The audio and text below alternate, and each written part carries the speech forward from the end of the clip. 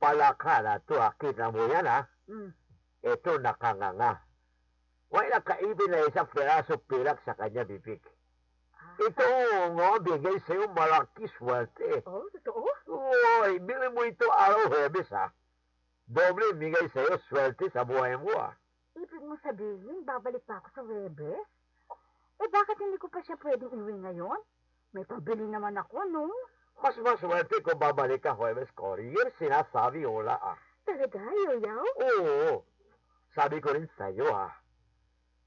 Kulitaw na sa aking baraha, lilitaw ang kombinasyon na numero para tayaan mo sa loto aking mamigay sa'yo. Hmm.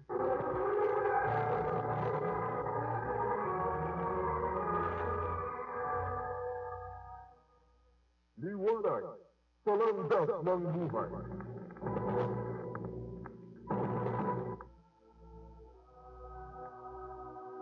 Ako ang ilaw ng sanlibutan. Ang sumusunod sa akin ay magkakaroon ng ilaw na magbibigay buhay at di nalalakad sa pag-iingat.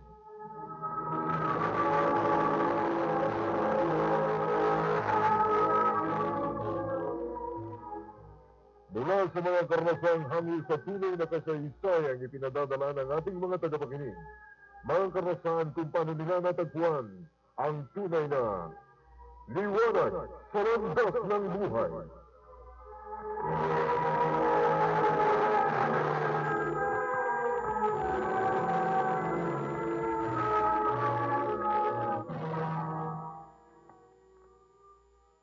At ngayon, narito ang isang lihim kasaysayang padala ng isang ating tagapakinig.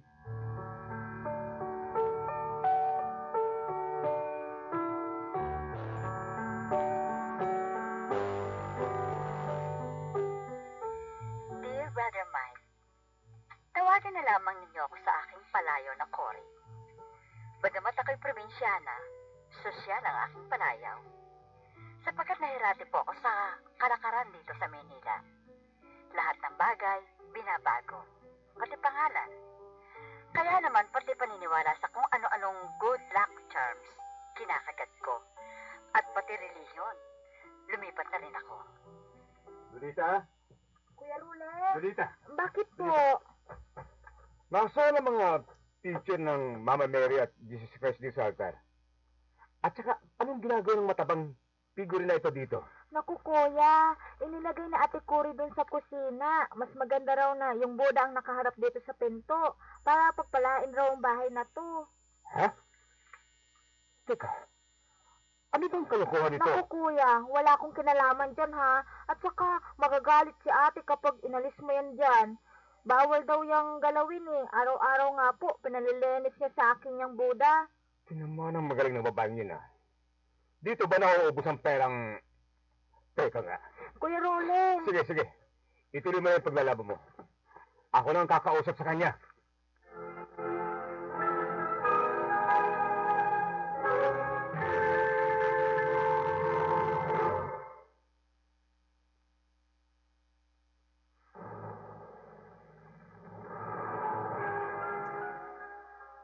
At ngayon, sa pagpapatuloy na liwanag sa landas ng buhay.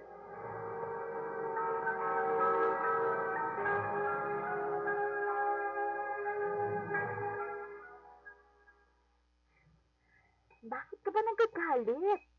Yan ang magdadala ng swerte sa buhay natin. Ano? Swerte. Oo!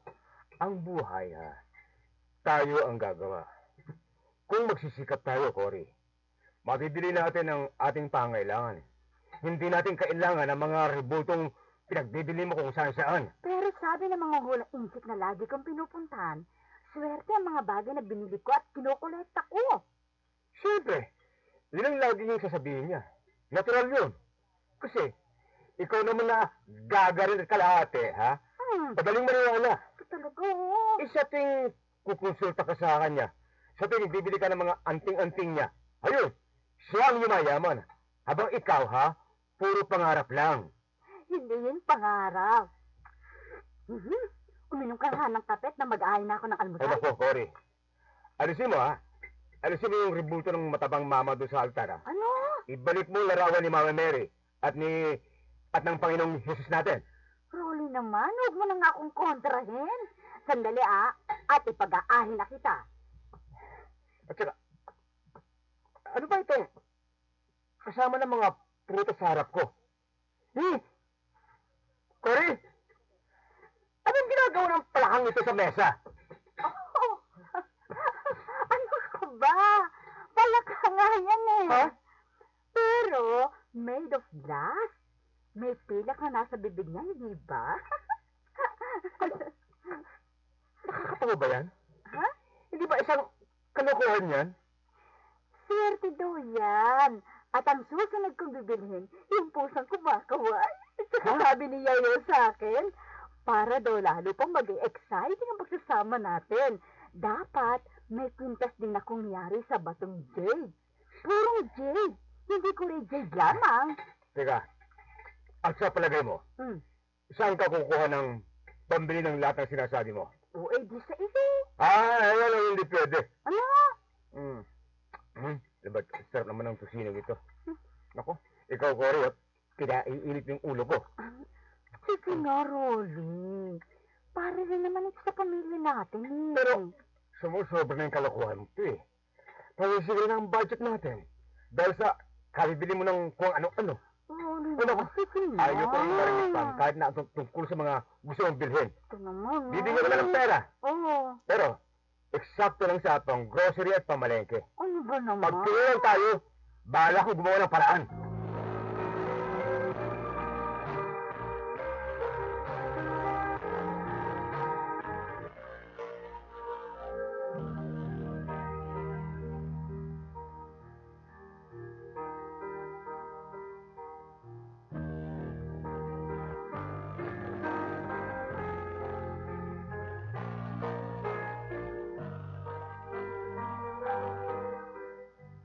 Ate, makintab na tong ulo ng boda eh. Pwede ba? Iba naman ang lilinisin ko. O sige, yung figure ng palaka, pusa, at kung ano-ano pa doon sa bungad ng bahay. Yun naman ang linisin mo. Yung kwarto ng mga bata, ate. Anong oras ko po lilinisin? Mamaya na yun. Kailangan laging malinis ang aking mga figurin.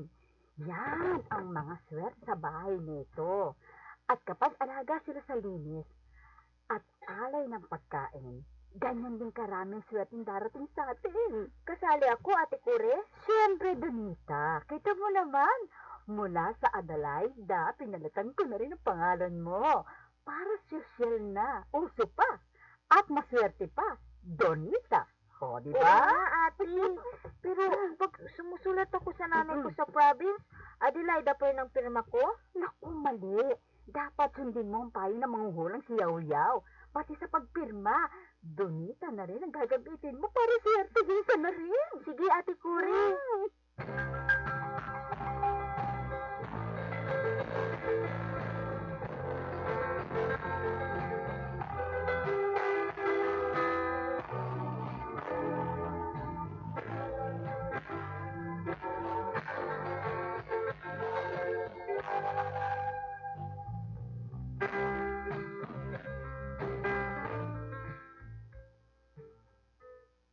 Oh, kumusta na, Cory? Buhay. Hindi na naman nanalong kombinasyon ng numero yung ibinigay mo sa akin eh. Para tayaan ko doon sa loto. Ano, bakit? Ano ba yung gawa? Pinayaan ko yung kombinasyon. Ilang beses? Isa. Oh, kaya pala. Bakit? May mali ba sa ginawa ko? Di ba akin sabi, Akin sabi sa'yo, 3 beses iyo taya. Pero isa raffle draw lang yun, Bakit ganun? Ikaw ang tanong, hula ko. Luna ka yata, Ha? Meron ibig sabihin yan, Kaya lang ikaw hindi sunod akin. Kaya hindi panalo kombinasyon, Paano ngayon? Oo, kaya mo. Sa susunod, ako makaramdam kakaibang vibration. Ako bigay uli sa iyo kombinasyon. Sige, pero huwag mo muna akong sisingilin ngayon, ha? Bakit? Bakit? Hindi ako binigyan ng pera ng asawa ko. Nagagalit sa akin. Panay daw ang konsulta ko sa'yo. At sa iba pang manghuhula. Sinasayang ko raw ang pera. Inaaksaya, ganon. Ganun ba? Mm-mm. Teka. Ako meron bigay sa'yo, ha? Ha? Ikaw patong ito. Kanya gamit, ha? Para siya sunod sa'yo. Ano ito? Dahon? Precisely. Yan dahon niya, ha? Ikaw dala niyan, ha? Hindi muna kita singil. Ay, talaga? Hmm. Salamat ha, salamat!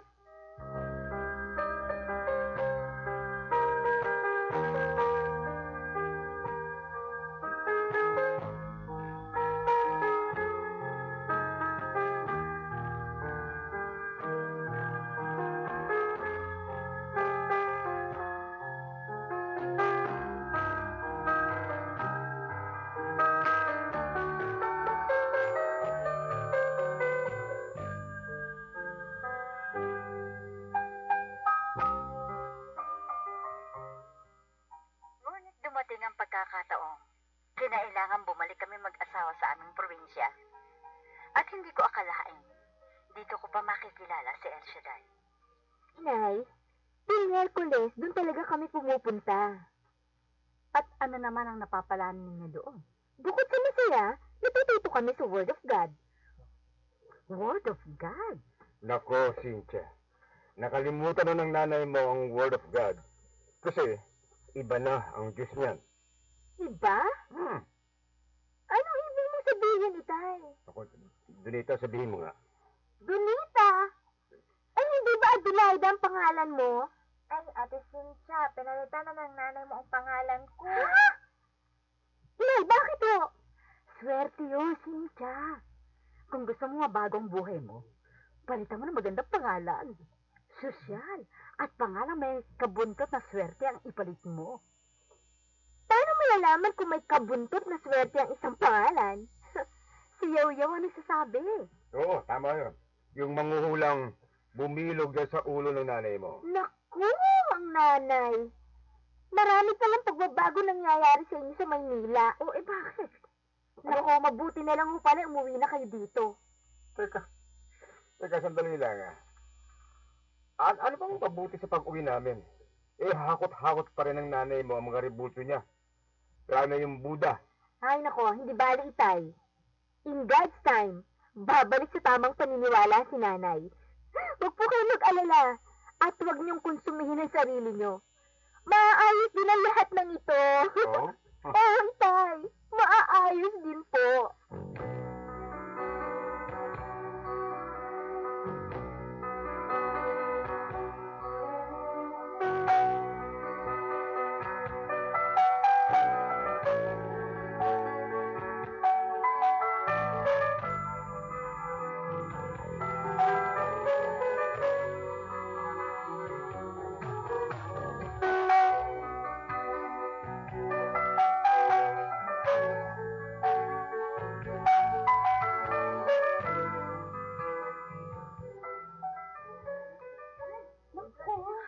Marami palang tao.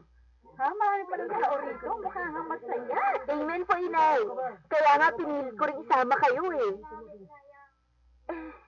Paano tayo makakaupo? Ay, dito tayo sa bandang haratan. Para makapag-concentrate tayo sa pakikinig ng sharing. At saka ng healing message. Tayo!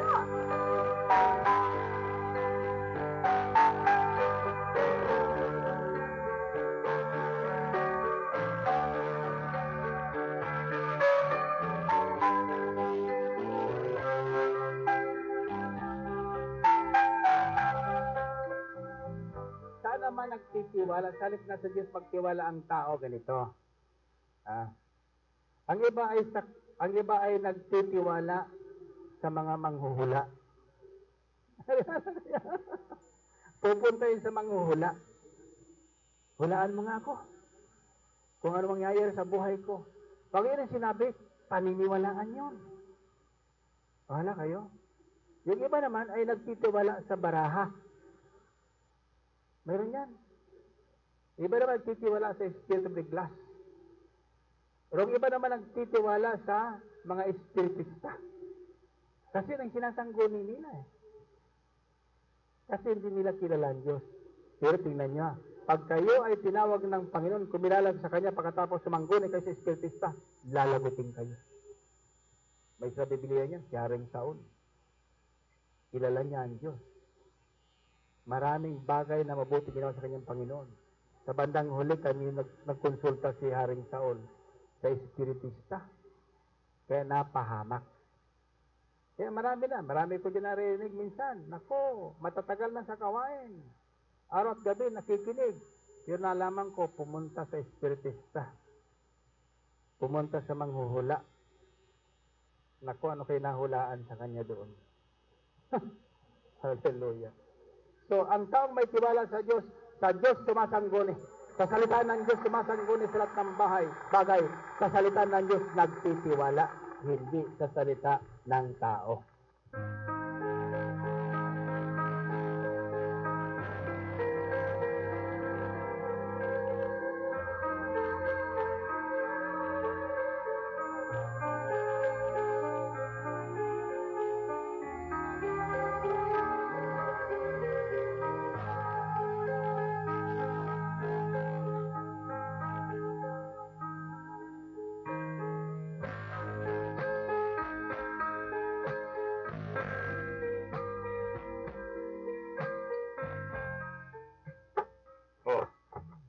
Lolita, mukhang natauhan ng ate Cory mo. Bakit po, Kuya Role? Abay, tignan mo. Itinatatago na sa kahon niyang mga ribulto niya. Ay, hindi po. Ililipat ko lang ito sa kwarto nyo. Ha? Ililipat sa kwarto namin? Para daw mas maalagaan niya at masiguro niyang palaging fresh candies, food and fruits ang inaalay kay Buddha dito sa palaka at pusa niya. Diyos me. Aba, lalo pang lumala ang ate Cory mo. Teka, sandali. Hindi ko na ito mapapayagan. Hindi na talaga.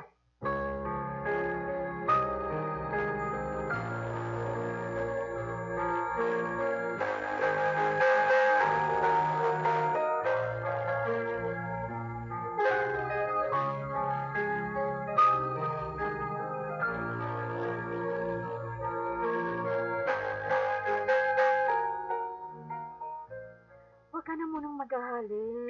Paano hindi ako magagalit, ha? Talaga bang paninindigan mo na Pakinggan mo muna ako, Rolly. ano ba pakikinggan ko? Tingnan mo, narito na sa kwarto natin ang mga ribultong... Huwag kang maingay. Pakinggan mo muna ako. Ano ba talaga ito? Ano ba, ha? Itatago ko na ito. Nahiya lang akong aminin kay Donita na medyo natauhan ako. Cory? Totoo ba yan? Oo. Sa mahigit isang buwang pagsama-sama ko kay Cynthia sa fellowship na El Shaddai, naisip ko, Rolly, naligaw ako ng landas. Ay, naku, salamat. Pero, nahihiya akong aminin kay Donita, lalo na kay Cynthia. Kaya kunwari, dito ko na lang sa kwarto lalagyan ng altar ang mga revoltong ito. Pero ang totoo, itatago ko na. Tatakpan ko ng maraming dyaryo sa loob ng kahong ito para makalimutan ko na. Teka, ipamigay mo na lang kaya? Para iba naman ang maloko at maniwalang sila ang nagbibigay ng swerte. Ay, mali nga pala, ano? Oo. Dapat nga pala, sa Diyos lamang ako nagtitiwala at humingi ng ating mga pangangailangan. Wala sa anting-anting, good luck charms, at kung ano-ano pang figurin ang kapalaran ng tao. Ay, nako, salamat naman. Salamat sa Diyos. Nagising ka rin. Babalik na rin ako sa pagsisimba. Mabuti. Salamat. Rolly, sorry ha. Ha? Sabi ko sorry. Oo, okay. Mabuti naman. At mababalik na sa dating kaayusan ng ating gastusin. Amen, Rolly. Hindi lang maggasto sa bahay, kundi pati ang paniniwala natin sa iisang Diyos. Mababalik na sa dati. At sana, wag nang mag-iba pa ang isip mo. Baka may makausap ka na naman dyan. Magpabola ka kaagad, ha? Hindi. Samahan mo ako sa panalangin. Huwag na akong maligaw pa ng paniniwala. Nagsisikap ako magbago, Rolly. At sana, samahan mo ako sa pagbabago kong ito. Opo. Basta ha, tuparin mo ang pangako mong tatakpan mo na ng dyaryo yung mga pinaniniwalaan mong rebulto at good luck terms, ha? Oo. At ibabalik ko na rin pala ang altar natin.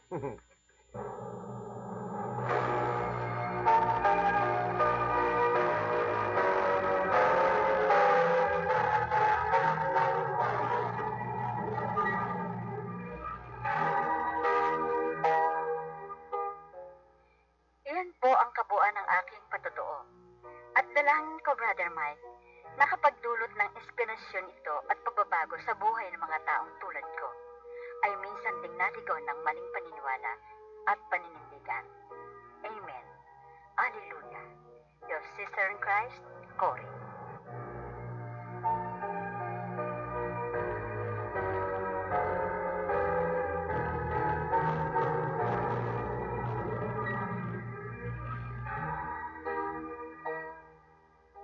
Inyong napakinggan ang isa na namang buhay na patotoo ng kabutihan sa atin ng ating dakilang El Shaddai dito sa Liwanag sa Landas ng Buhay. Ginampanan sa himpapawid ni na Rose Toledo, Vilma Borromeo, Didit Marasigan, Jaime Manato, Orestes Talain, Ella Tanyesa, at Dante Balois. Naglapat ng angkop na tunog, Jonas Bilyen. Musika, Ray Ensalan. Supervisyong teknikal, Ed Doctolero. Tagapamahala sa produksyon, Karen Ablenya. Producer, Brother Mike Vilarde. Isinulat para sa radyo ni Didit Marasigan. Direction, Resty Remo Talain.